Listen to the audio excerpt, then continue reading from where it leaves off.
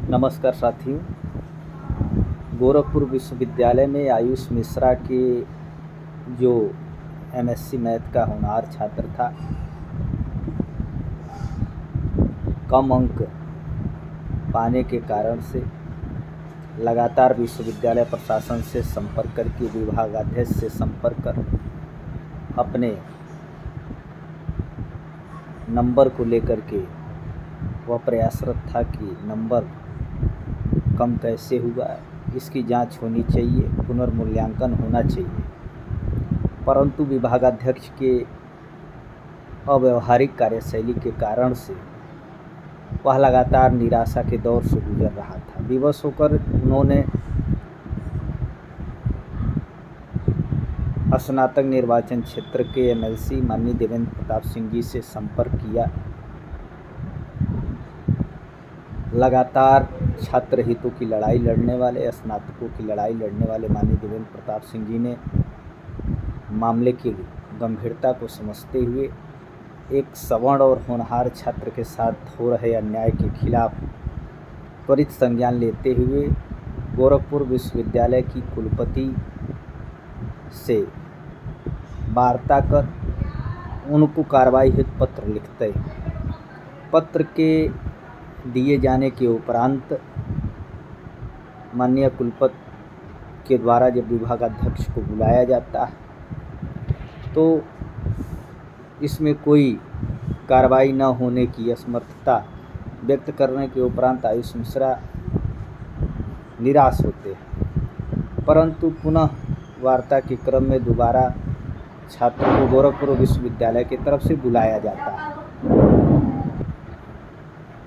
दोबारा जब गोरखपुर विश्वविद्यालय प्रशासन के द्वारा आयुष मिश्रा को बुलाया जाता है तो आयुष मिश्रा इस बार अपने पिता के साथ विश्वविद्यालय में पहुंचते हैं और विभागाध्यक्ष के द्वारा क्या दुर्व्यवहार किया गया, किस प्रकार की स्थितियां उत्पन्न की गई, किस प्रकार से उनके मामले में सहयोग असहयोग किया गया, परिणाम यह हुआ कि किसी भी स्थिति में अंक न बढ़ाए जाने की बात निकल करके जब सामने आई तो इसके सदमे से आयुष मिश्रा के पिताजी को दौरा पड़ता है और ऑन स्पॉट उनकी मृत्यु हो जाती है। इस घटना के उपरांत विभागाध्यक्ष के द्वारा जिस प्रकार की अमानवीय कृत्य सामने आए हैं, जो समाचार और सोशल मीडिया के माध्यम से संज्ञान में आ रहे हैं, आयुष मिश्रा के मृत पिता को विभागाध्यक्ष के कमरे से सड़क पर बाहर कर दिया जाता है और काफ़ी देर के बाद, घंटों बाद वहाँ एम्बुलेंस पहुँचती है। सदर हॉस्पिटल में आयुष मिश्रा के पिताजी जाते हैं और वहाँ उनको मृत घोषित कर दिया जाता है। मित्रों, यह घटना एक नौजवान और होनहार छात्र के साथ हुए गोरखपुर विश्वविद्यालय के दुर्व्यवहार का परिणाम है।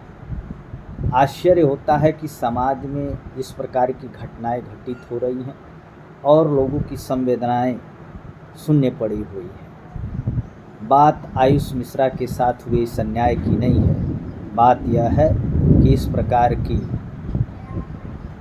जब घटनाएं समाज में होंगी और इनको प्रश्रय दिया जाएगा तो ऐसे प्रोफेसर के मनोबल ऊंचे होंगे और आने वाले समय में इसकी पुनरावृत्ति नहीं होगी, इससे इनकार नहीं किया जा सकता।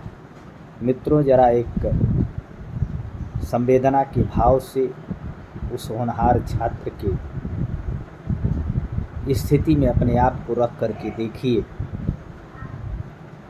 वैसे भी आज सवर्ण छात्रों के लिए आरक्षण एक अभिशाप बन करके सामने है और ऐसे में अगर एक होनहार छात्र को उसके साथ उसके नंबर को लेकर के जाती होती है, जो टॉपर है, जो 75%, 77%, 78% मार्क्स पाता है, वह 1 नंबर और 30 नंबर कैसे पा सकता है। बात सिर्फ इतनी थी कि आयुष मिश्रा अपने हक की लड़ाई लड़ रहा था।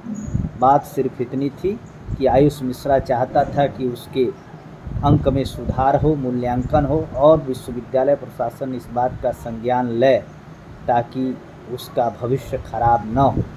मित्रों, गोरखपुर विश्वविद्यालय में प्रोफेसर के व्यवहार ने निश्चित रूप से मानवता को शर्मसार किया है।